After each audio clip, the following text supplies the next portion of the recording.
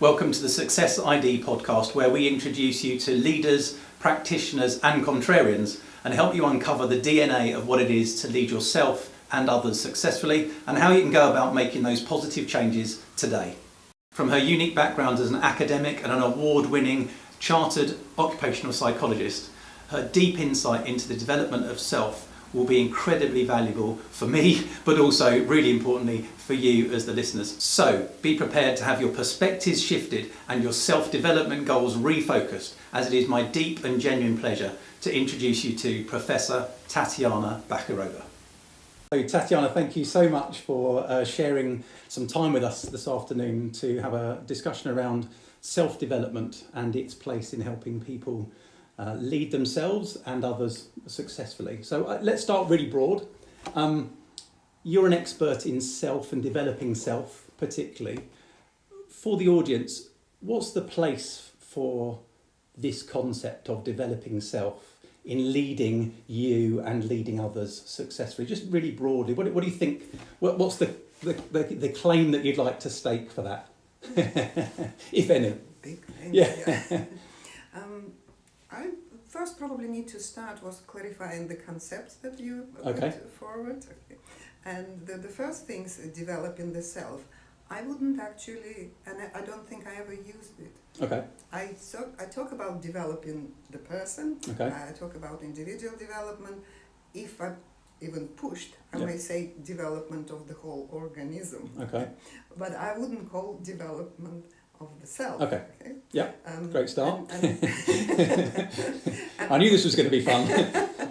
But why it is so sort of specific? Because the self is such a complex issue. Yeah. So we don't even know what the self is. Right. It's not the whole person, obviously. Yeah. But when it is a puzzle, if you actually want to focus on the self and want to go to the bookshop or the library and to Yeah. look at something on the self, you will find it in the very different sections of these shops or, Yeah. or libraries, because let's say phenomenologists, they talk about that, how we experience life. That's what the self might be about. Yeah. Biologists, neuroscientists will talk about the self, but when they talk about the self, they actually mean the agent or someone who acts, okay? Yeah. Who behaves. So what is happening within us that allows us to function? Right. And then social psychologists, sociologists, they will talk about how we describe ourselves, our identity. Okay? Can you see it's three different dimensions, and it's very confusing if we'll say developing the self. So which one? Right. Okay. Okay. So that's really helpful. So that we've got three different ways, at least, Yes. of interpreting self. Yes. So if we're not talking about developing self, what would you suggest we refocus our attention on then?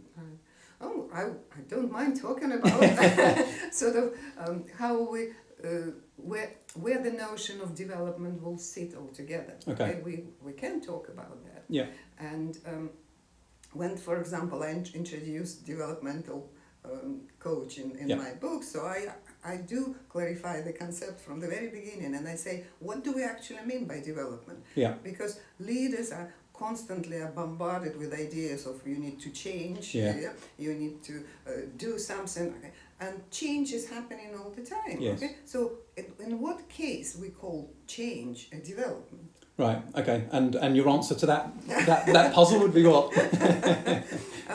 I would say that there is some movement there, some progress, but if to give a more specific definition, it's a combination of changes. Right. Development, it's a combination of changes which are sustainable, Yeah. okay, and which are about increased capacity of our increased capacities to deal with our environment, Yeah. okay, and to address our maybe internal needs as well. Right. Okay. Yeah, that's really helpful. So change is perhaps a bit more transitory, a bit more fleeting, and not necessarily sustained over the long term. Whereas development is perhaps an accrual of change that lasts over an extended period. And this is the capacity of the whole organism. Right. Okay? Yeah. Because it's not the capacity of the self only. Okay. Yes. So it's the capacity of the whole person. Yeah, and I think that's really helpful though. That's a really helpful distinction, which is development in the round. Yes. And if we already know that there's a challenge over defining self very specifically, then it's development in the round, right? Yeah.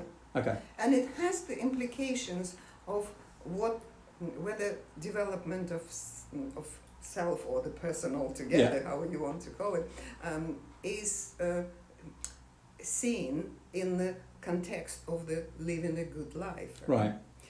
So. You know what I'm going to ask you next. I can tell that you're, and therefore. But look, I wouldn't even. Can you see? I specifically chose living a good life, not a successful life. For sure. And let me just. We will come back to that point. But I want to say why I kind of avoid using the word success. Okay. Yeah. And because success implies some sort of external criteria. Okay. That's interesting because that is a debate that we're having as part of this podcast, which is how do you define success itself in order to define whether you're living successfully or you've been successful. Right? And I might be unfair towards the word, okay, but it does, for me, associate with some sort of comparisons at least. Okay. And then it's in the category of status, prestige, or at least recognition. Yeah. Okay. So that's why, for me, it is more about the external kind of measures. Yeah. Okay? And what I would call a good life, and if I would use the criteria instead of success, I would say, what is the meaningful life? Okay, and I think that again is another area for us to kind of perhaps circle back to, because the topic of conversation on the very first podcast was just the struggle to define what success was, and I think the challenge for listeners is actually to define that for themselves. Whether we call it success or meaningful or good, it's how do you live a life on your own terms that you can be comfortable with. And this is probably the main distinction for me, because the meaningful, nobody can actually say to you what is the meaningful for you, okay? Because it's you, from your first person perspective, are creating meaning of your life. Yes, and I wonder whether you'd agree that in the current environment where there is so much comparison on things like social media, where you're expected to be a size 0 or have a six-pack, or you're meant to drive a flash car or whatever it is, that we could be led into a space where many young people and older people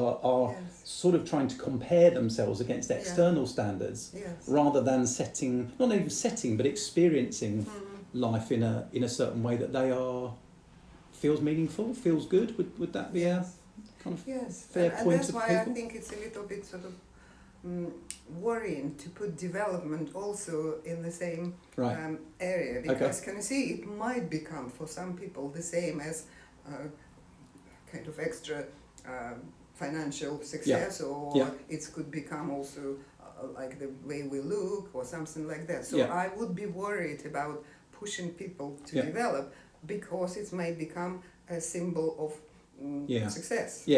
Yes, and we've had really interesting conversations before, for example, around the developmental model and whether stages are almost like you medal, you've ticked off that I've moved to the next stage, rather than actually that being more of an experiential thing.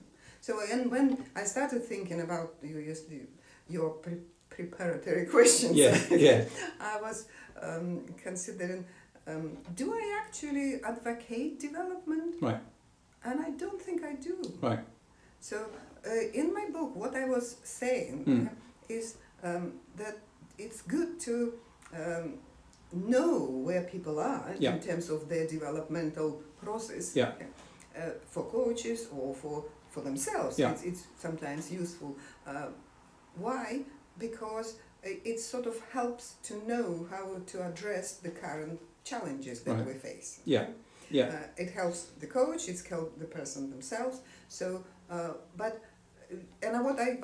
I see development, it's happening by itself. If you constantly address the challenges that life throws at you. So, and if we really care about doing things well, addressing these challenges well, and if we are genuinely sort of curious and about life and about ourselves. So that's what we do. We just simply deal with what is in front of us. Okay? And the development becomes the byproduct. The byproduct of that. Yeah. So can we explore that a little bit further? Okay. The idea of actively developing then in a sort of... Don't people like you and I as coaches help people kind of proactively develop as well as some of that byproduct development happening as a result of that? Really good leaders would help people in their team develop as part of the work and some of the reflective activity that goes on as part of that development? I think what, at least, I don't want to sort of say how other people do it, okay? But in my view, what we will be focusing is what doesn't allow people to address the challenges well. And that's what, it's a kind of focusing on more or less on the obstacles. So what is lagging behind?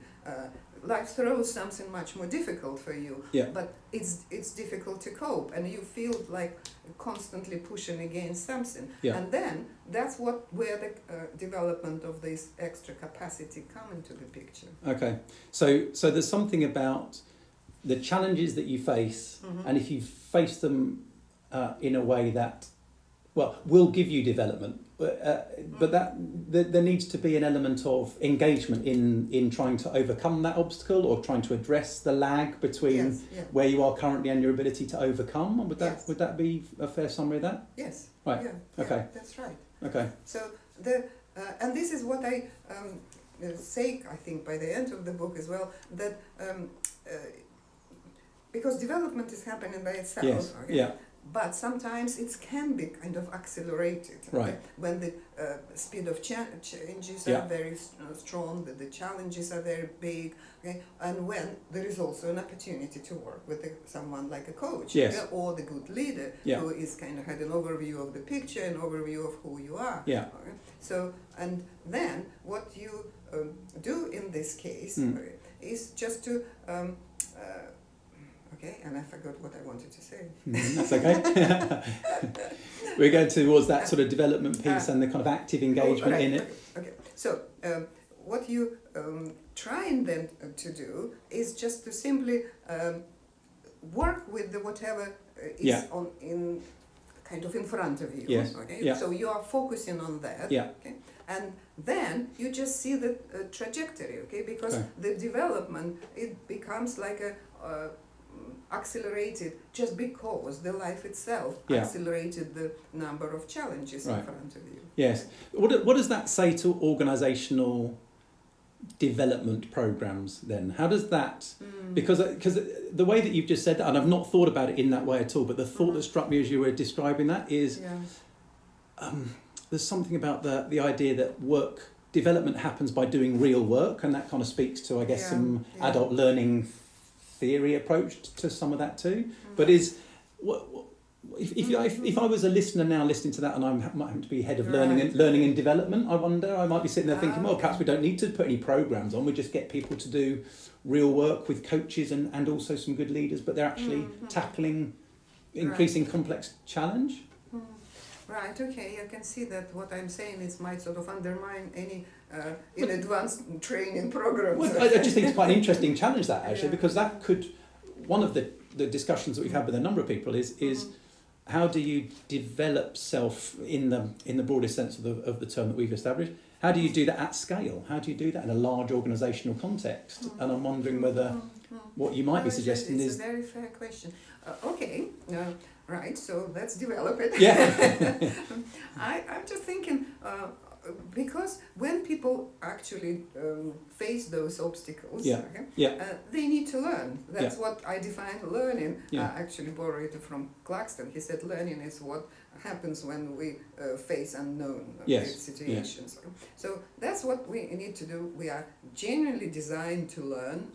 So when that obstacle comes, we recognize the need, the learning needs that needs to be somehow faced, and the organization has to have something on offer. And then what needs to be done. Why sometimes some training program works and some others don't, because for some people it's already kind of reshuffling what they already know. For some people it's they don't they can't put in practice anything Right. what they learn because the challenges are not there for them to deal with them. Yeah. So I think it should be some sort of range of options for people, but they need to select it of what is meaningful for them at the point. Yeah, that really makes sense. I love the idea of certain training programs that just reshuffle what you already know. I think that was a lovely way of just, and I think we recognise that. You know, part of the reason I moved away from being a trainer to being a coach 10, 15 years ago was that actually it just felt artificial. And at best, people have enjoyed themselves and might have taken a skill or two away, but there's there's nothing to apply that to in the moment. Really interesting. Okay, so we've really go for it. That's why I would say the coaching has this unique place in relation to development, because exactly it's tailor made. Okay, it's the idea of the coach is to identify what is at the moment the challenges and what are the needs, what are the sort of the gap in terms of the capacity, and deal directly with that. Yeah, there's some really lovely messages in there that I'm sure listeners will be fascinated by. There's something around what do we mean when we talk about development? What do we mean when we talk about self? And where does the crossover, if any, where does that kind of match? But also, how do you develop the individual? Let's say that rather than self, potentially. But how do we develop the individual to be more capable? Does that suggest that, this is not a term I tend to use very often, but that idea of the comfort zone is not a good place for development to happen by definition, so that one needs to be put in a place, or you put yourself in a place where stretch, challenge, you're likely to face if moving forward is going to happen? That's an absolutely fair point, because some people do develop. Some people and develop very fast because they kind of go for those challenges. Some people develop slowly, and some people are just simply happy to be where they are. And this is why I'm also say it's not fair to expect that everyone should develop. Because people may still lead a quite meaningful life, doing what they're doing on the everyday basis. And that doesn't contradict where we are here, and actually it'd be fine, by the way, if it did, but I don't think it does. I think that comes back to, if you're comfortable where you are and that makes sense for you and is meaningful for you, then it's nobody else's right to judge where you are. You just are where you are, and if that's where you want to stay, then that's cool. And it's also about the speed of the progress or these changes, or even coaching, because I think this is our fault as coaches, often to assume that everyone needs to be constantly changing and developing. And I just think this is unfair, because the natural process is sometimes that progress needs to be made. Sometimes it's a natural step just to enjoy the status quo. Sometimes it goes further, so that's why it has to be sort of individually. So I've got to explore that with you a little bit, which is the pace of organisational change, as you've already hinted at, is so fast and so relentless. Exactly. What does that mean for development in the way that we're talking about it, and the people that are involved in that? You know, you've got no choice in an organisation to stand still, and if you don't have a coach, you might be lucky enough to have a leader who's willing to help you come to terms with that. But you just can't stay still in organisations and retain your job probably in the long term. But I think, and this is not that I'm against organisations, and I just think that sometimes the change for the sake of change is not necessary. So people just keep constantly restructuring organisations just in order to demonstrate that they have a change.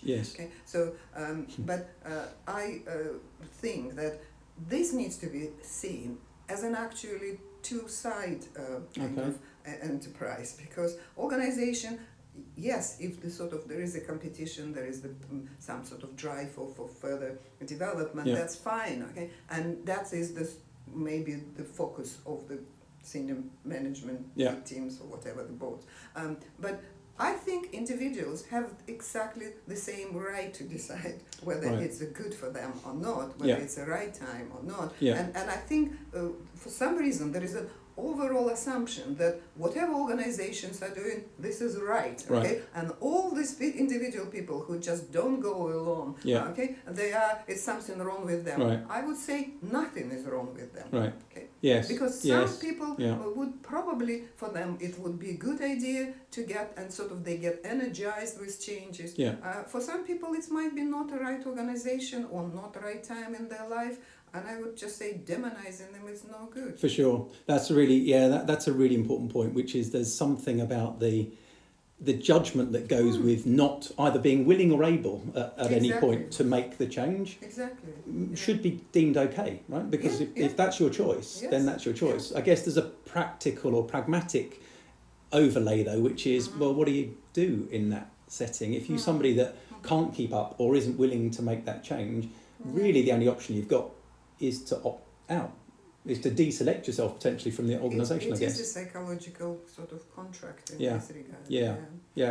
And I think that needs to be also be seen not as a kind of failure of the person or even the failure of the organisation. Right. It just needs to be kind of fairly negotiated and seen as a normal part of life. Yeah, and it's unlikely, I guess, that single organisations are likely to change this macro pace situation that we're talking about, where everything seems to be moving on at such a speed that development of the person, some people, not everybody, some people is going to lag behind that. Yeah, or just simply be synchronical. Yes, yeah. I'm not even going to try and spell that. So let's look at the positive side of rapid change for a minute, or rapid development, just for a moment, if we can.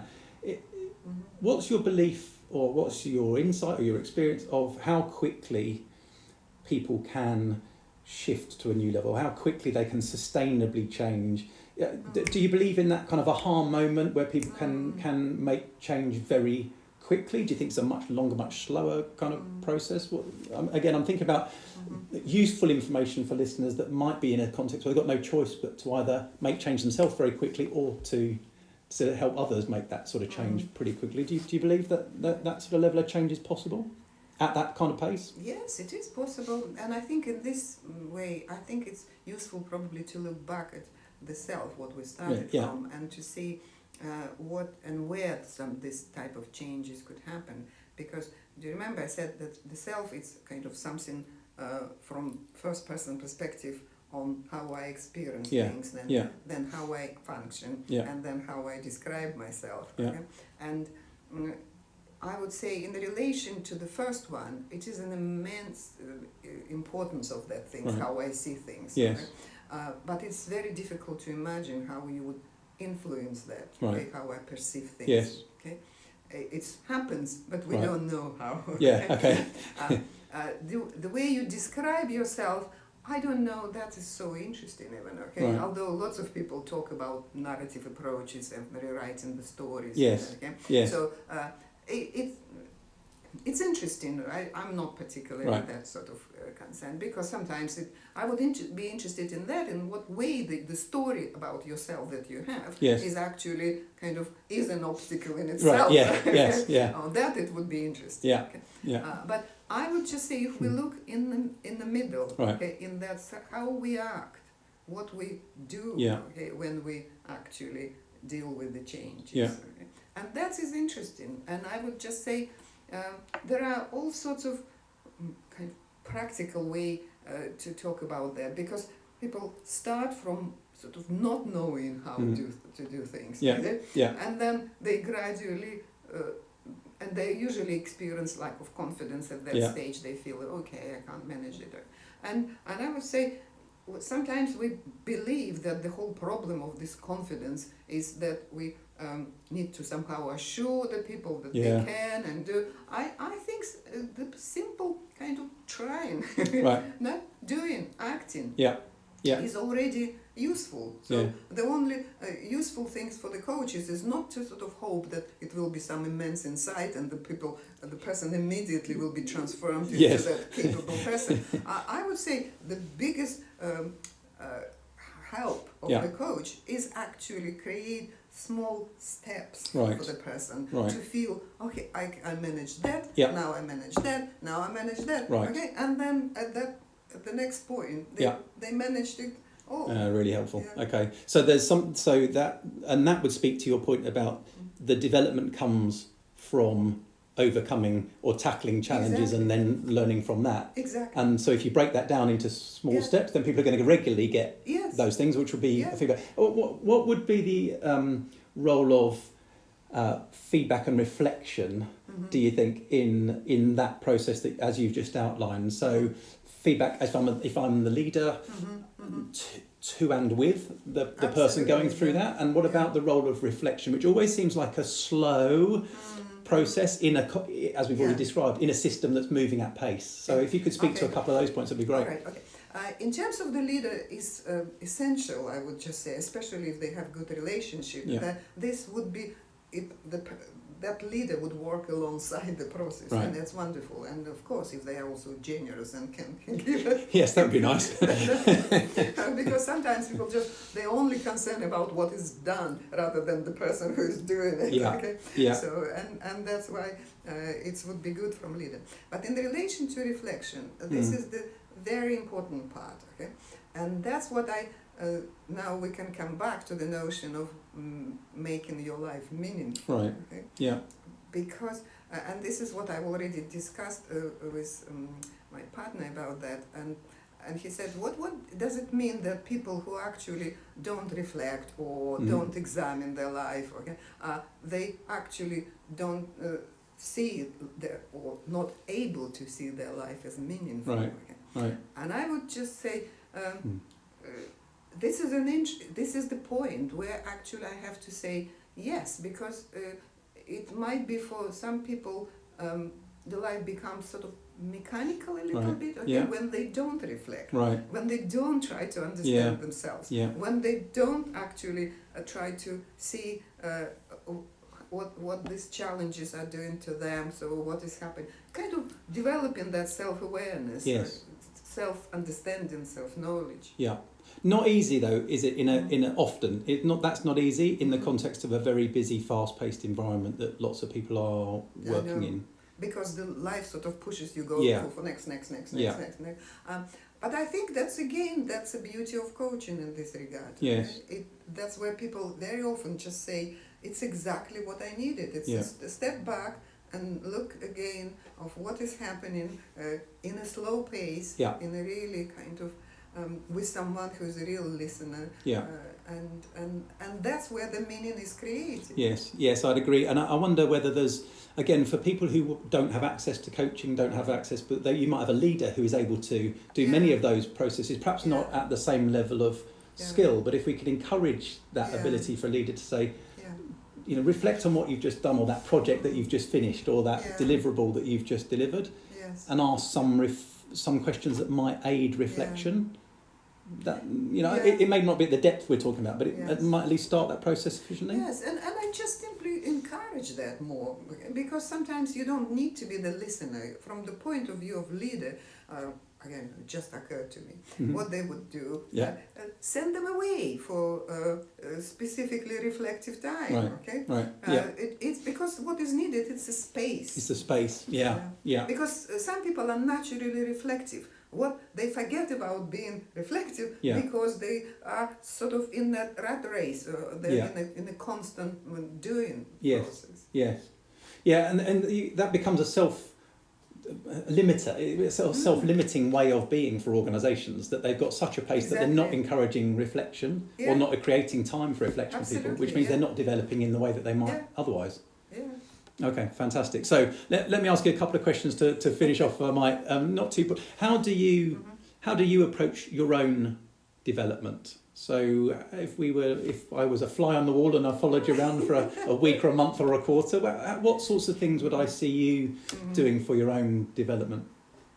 All right. Okay.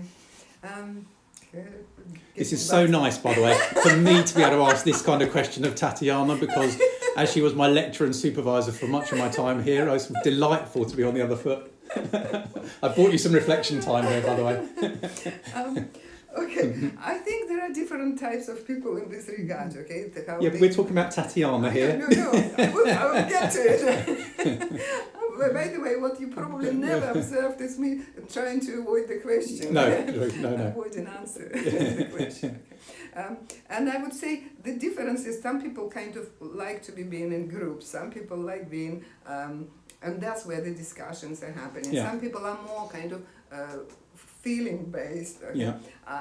For me and for my development, what I discovered, sort of, I like the space for thinking, and that's why kind of my interest in philosophy. Yeah. I noticed that my idea sparkles by the high, very deep conversations that are happening sometimes in the context of the philosophical discussions, and I noticed that if I have the space, okay, and that space ideally in somewhere like nature, okay, walking and if it's combined with a philosophical discussion, that's right. And then finally, I guess, is if you were going to give people one piece of advice that they might take away in the theme, in the sort of general areas of the themes that we've covered off, for whether we call it meaningful life or a successful life, or in order to sort of lead themselves particularly, but also lead others potentially, what would you say would be your overriding message or ask for people to take away? Yes. Because this has been such a rich conversation, and I know that listeners will take a lot, but if you were going to say, look, prioritise this, not at the expense of all the others, but do this first and most, where would you suggest they go? Or what would they do first? Maybe very simple things. Observe yourself, observe others, and then observe actually what is going on around you, and on as wide a scale as possible. Right.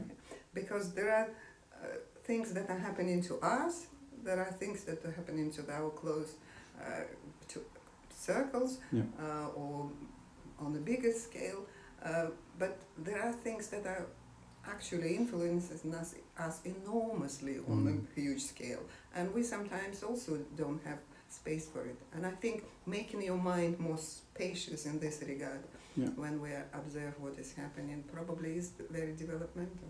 Fantastic. Thank you so much. That was absolutely superb, as I knew it would be. Bless you for that. So, ladies and gentlemen, that was Professor Tatiana Bachkirova, who's just blown my mind away, and I'm sure she has yours too, in terms of how you will develop yourself and others in order to live a meaningful / successful life. Until the next podcast, this is Dr. Glenn Wallace. I look forward to seeing you on the next one.